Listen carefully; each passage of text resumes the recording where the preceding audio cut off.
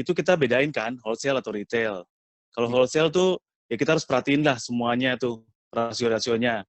Itu kalau di semua bank itu mostly sekarang udah pakai spreadsheet pasti. Itu data financial statement pasti dicemplungin, plung.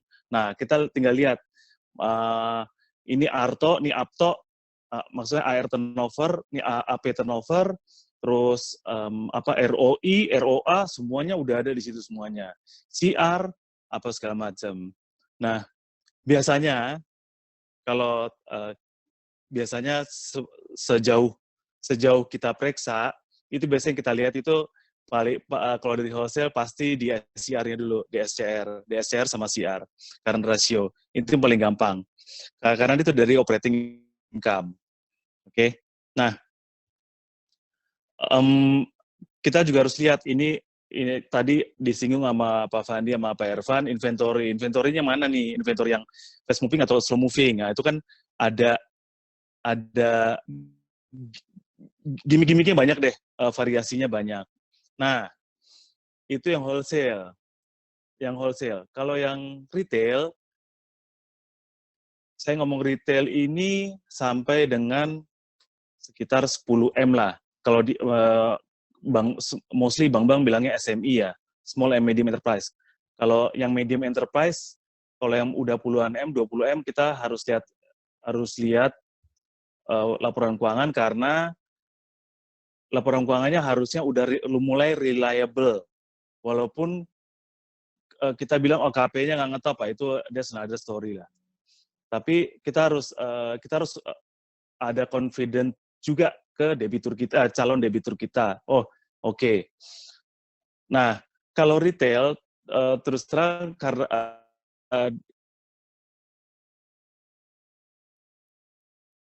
itu saya tinggalin tuh semua. Itu rasio-rasio kita tinggalin. Kita pakai, Bapak Ibu tahu lah kalau retail itu semua pro forma, yang buat itu semuanya RM semua. Dari mana tiba-tiba RM tuh tahu itu berapa rasionya, berapa Arto, berapa Apto, berapa itu, I think is a bit confusing lah. Makanya saya juga kalau kasih tahu ke tim ke teman-teman, udahlah forget about the pro forma lah. Kita juga nggak tahu tuh inventorinya berapa, aset fix asetnya berapa, agak sulit juga. Lihat rekening korannya. Rekening korannya itu bagaimana rekening korannya. Nah, dari rekening koran itu sendiri, itu kita bisa lihat cash flow-nya. Dari rekening koran itu pun kita bisa bikin. Jadi pasti di most of the bank itu udah punya namanya margin ratio. Margin. Jadi kalau per trading itu trading fast moving, FMCG, fast moving consumer goods, itu biasanya rasionya paling cuma 5%. 10% itu udah cakep banget. Nah, tapi kalau slow moving, itu biasanya marginnya gede, karena kan slow, harus ada biaya gudang segala macam, bla bla bla lah. Nah, itu kalau retail ya. Tapi ini saya sharing. Jadi one size fits all tuh nggak ada. Jadi bagaimana justifikasi kita, karena pertama kali pasti kita lihat, kita differentiate dulu wholesale atau retail.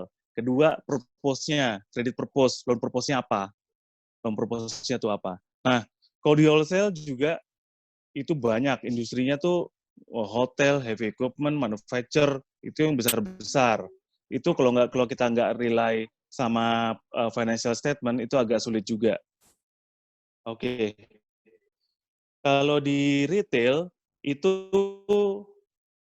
kita nggak terlalu jelimet ya, karena mereka masih mengandalkan rekening koran, apalagi punya bank-bank besar ya, seperti BUMN besar, BNI, BRI, BCA, CIMB, itu pasti kebanyakan operational account-nya tuh lewat bank-bank, udah pasti biasanya. Jadi enak tuh ngeliatinnya, karena kalau saya interview calon-calon auditor untuk kredit nih, kalau dari bank besar tuh biasanya, saya sih cuma lihat rekening koran bank saya, which is true, benar. Memang semuanya ada di situ semua. Mau bayar pun semua ada di situ. bisa, tapi di wholesale nggak bisa.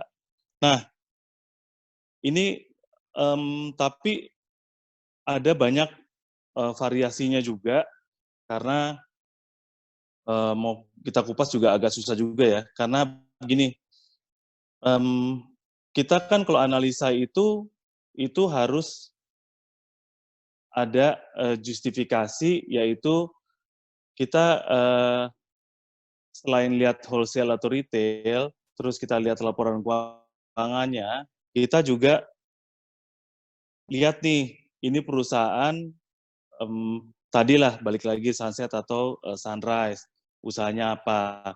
Tapi harus lihat juga trading atau kontrak. Nah, trading itu kan paling gampang ya.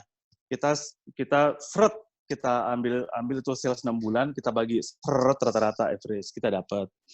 Nah, kalau kontrak itu agak sulit. Maksudnya kita juga nggak bisa bilang, oh makanya kita tuh banyak berdebat sama biasanya credit approval lah, analis. Kita juga bukannya mau so tahu, enggak. Karena gini, sekali itu kontrak base, analisanya harusnya beda. Tapi jangan gitu juga. Karena kontrak base itu beda juga nih, kayak kontrak base misalkan dia biasa buat panggung dan dia itu small enterprise. Ada banyak kan industri kan banyak. Dia buat panggungnya terus-terusan nih, terus-terusan buat misalkan acaranya si Raffi Ahmad lah, itu kan terus-terusan tuh, atau acara Paris Van Java. Nah, yang dipakai itu terus. Nah, kita juga udah lihat dia punya karakteristik, misalkan dari, saya bawa nama nggak apa-apa ya, misalkan dari Trans TV, bayarnya kapan? Oh, bayarnya per 2 bulan. Oh, bayarnya per sebulan. Nah, itu udah bisa kita rata-rata. Tapi, yang kita waktu itu lihat, dulu kita lagi booming heavy equipment. Heavy equipment, terus terang, ada, saya udah ngerasain beberapa bank, ada beberapa yang agak keliru juga, maksudkan karena mereka udah biasa untuk untuk mengerjakan sesuatu, jadi dipukul rata kayak trading, itu kan nggak bisa. Kita kan harus lihat pas performance-nya dia, dibayarnya kapan. Oh, di bulan Januari, misalkan kita sekarang di Mei, di bulan Januari dibayar 10 M, di bulan Februari kosong, di bulan Maret tiba-tiba dibayar 30 M. Nah, dia ada lonjakan-lonjakan begini, itu kan apakah debitur kita yang telat, performance-nya jelek, itu kan bahaya juga. Apa memang bowirnya yang bayarnya suka telat-telat. Itu sebenarnya kayaknya mungkin masalahnya basic ya, cuman ada aja yang keliru gitu. Itu pasti ada juga.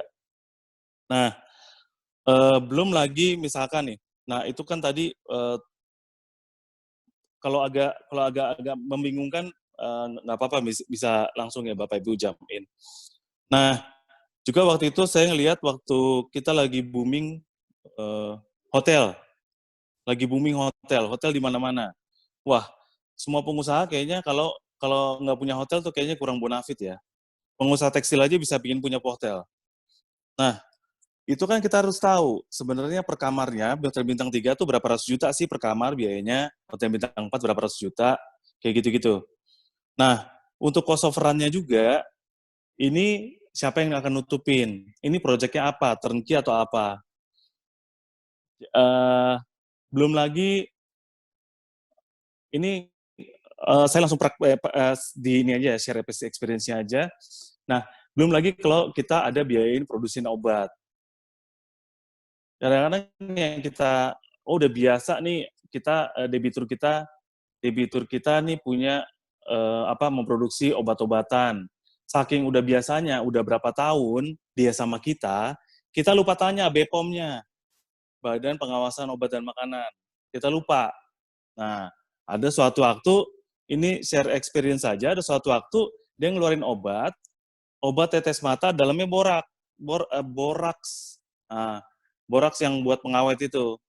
Itu makanya kalau di kredit audit itu, kalau end to end itu kan ada namanya evaluation tadi yang pakai rasio-rasio, inisiasi dulu, inisiasi. Ini debiturnya, ini prospek debitur dari mana?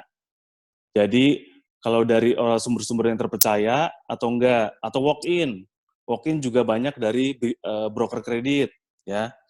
Nah, terus evaluasi tadi yang CR, terus ya bagaimana kontrak base atau trading base, terus kita tahu nggak industrinya, jangan kita tiba-tiba, wah kayak ini debitur kita nih udah lama sama kita, udah pasti dia nggak mungkin fail lah, nggak mungkin gagal. Tapi jangan lupa, dia nggak mungkin gagal di bidang tekstil, di hotel dia bisa gagal. Nah, monitoring, yang tadi saya ngomong, kita udah, karena kita udah comfort, setiap tahun sampelnya sama, ini oke lah. Mereka nggak lakuin monitoring, kita pun nggak monitoring, padahal kita kan third line. Itu. Ada tuh, akhirnya, ya kita juga yang rugi, auditnya kena juga. Gitu. Nah, terus untuk dari sisi industri itu banyak ya. Tekstil bagaimana juga, tiba-tiba dia harus datengin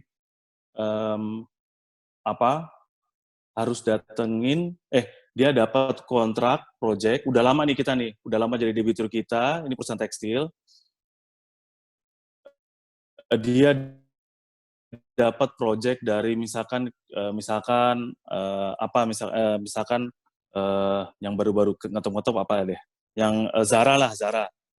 Wah, dapat project dari Zara tuh, setengah bajunya dari Zara di ini. Wah, dia datengin nih mesin-mesin bagus dari Jerman lah, dari apa. Nah, mesin-mesin bagus dari Jerman tapi untuk menghemat cost human resources-nya, dia bikin itu pabriknya terpencil, misalkan di daerah-daerah mentok salah, nanti saya ngomong ada daerah sana, nanti ada Bapak Ibu yang dari daerah sana lagi. Nah, pokoknya daerah A lah terpencil, karena di situ gaji-gajinya murah. Tapi jangan lupa, yang bisa yang bisa mengoperasikan itu infrastrukturnya gimana? Emang ada perumahan di sana kah? Atau memang orang-orang sana yang ditrain, yang istilahnya ya maaf mungkin kurang cakap lah untuk masalah itu. Dan technical assistant-nya dari Jerman atau dari China itu berapa lama ada di situ. Hal-hal yang begitu tuh yang kadang-kadang miss ya, karena kita udah terlalu amazed sama debiturnya, wah ini debitur favorit kita, nggak mungkin gagal. Nah, makanya kita bilang itu harus ada credit monitoring. Itu penting. Terus itu lalu untuk ini jangan lupa juga. Jadi kita tuh tapi karena nggak disinggung sih ya sama Pak Fandi, memang ini untuk 3 pilar. Tapi perlu juga Bapak Ibu tahu lah, karena banyak soal yang begini. Biasanya kalau udah mulai masalah itu kalau kita jaminannya properti, SKMT-nya kelamaan, udah pasti masalah itu. Terus hipoteknya nggak jadi-jadi, nggak tahu deh tuh kapal berlabuh di mana, nggak ngerti. Mungkin bandarnya juga. Agunan nanti ya? Bro, kita ya. waktu khusus buat agunan. Oke, sorry. Nah, jadi gitu. Nah,